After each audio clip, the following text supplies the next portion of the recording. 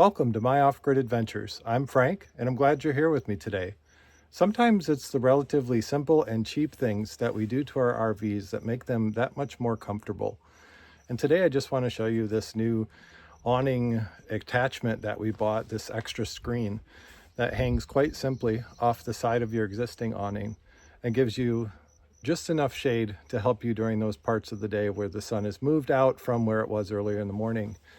We keep our RV in a stationary location, and the awning is great for the morning hours, but shortly after noon, it doesn't provide much shade. And this is definitely going to help us out with that.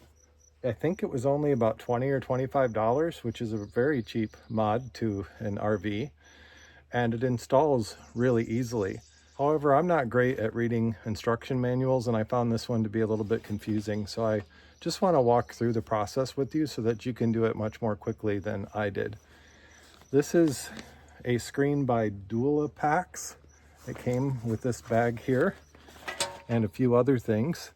And we have a permanent location here for it, obviously, so we're able to screw it down into our deck. But it comes with stakes, so you can mount it to the ground as well. And then I rigged up a little system with an eye hook at the other end of our deck, and that is how this is secured.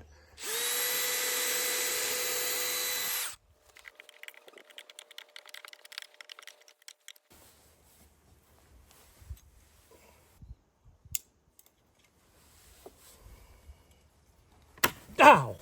Dang, that hurt. So close. I gotta add a little bit of something to it.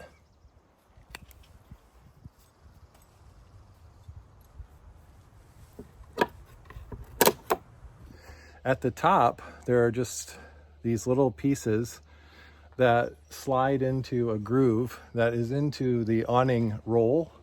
And then there's another groove in the side of the RV itself, in that top corner. So those slip into it, and then you just use S-hooks and it all comes together. So happy for this investment of just $20, $25, whatever it was. And just to give us a little bit more time to be in the shade on our deck. So far, so good. We'll let you know if this has any issues with wear or if it breaks, but right now, I'm pretty happy with it. You just have to have a stepladder to be able to install it, which we have, so that's not a problem. And you do want to make sure you take it down before you pull in your awning. If you enjoyed this video, please give it a thumbs up and subscribe for more content about RV lifestyles and off-grid living in Michigan. Thanks again for watching. We'll see you next time.